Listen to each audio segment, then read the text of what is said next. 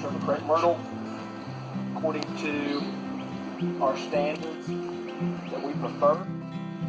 Get a pair of loppers.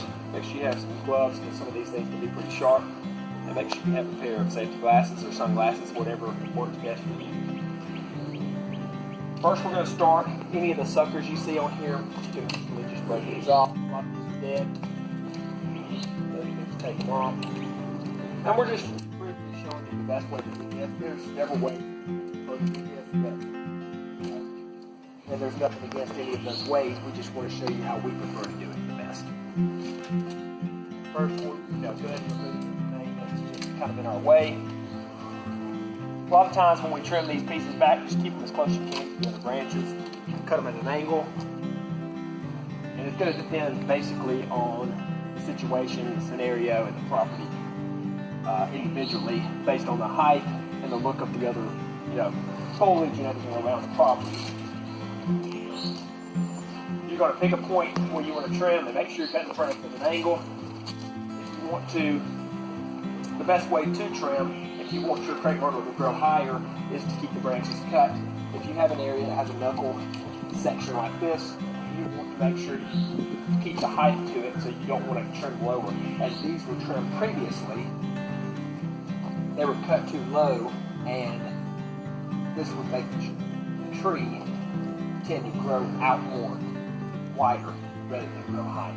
We want to keep it cut at a higher level. You go around and clip everything that's sticking out. We're going to do a little bit of trimming on here, and we'll catch back up with you toward the end. One more thing, you can also use a small pair of hand clippers to do any shaping and clean up around the tree. We've got this small pair just to do most of the work here, rather than a large pair of loppers or a hand trimmer. But any pair of loppers or hand trimmer will work the best.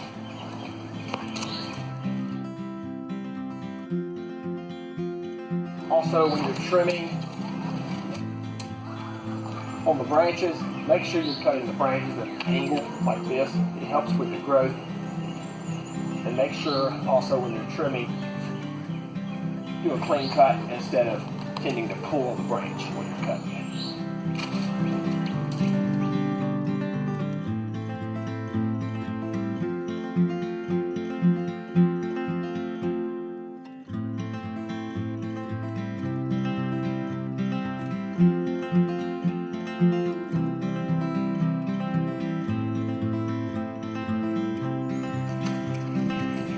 Any branches are crossing like this or putting pressure on other branches, you can go ahead and eliminate those.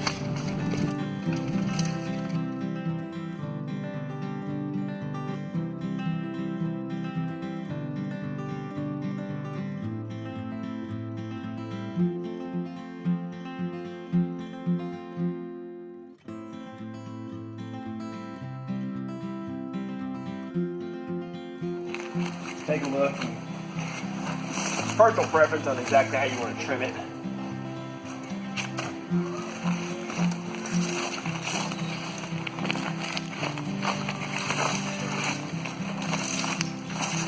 If you have any more questions or concerns, please check out our information, and I'll give you some more tips and some easy tricks to take care of trimming your crepe myrtles. We trim crepe myrtles in January and February to prepare them for the year.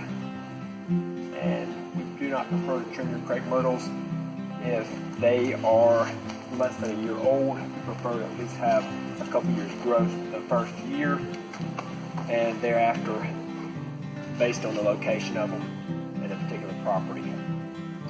We appreciate it. Thank you.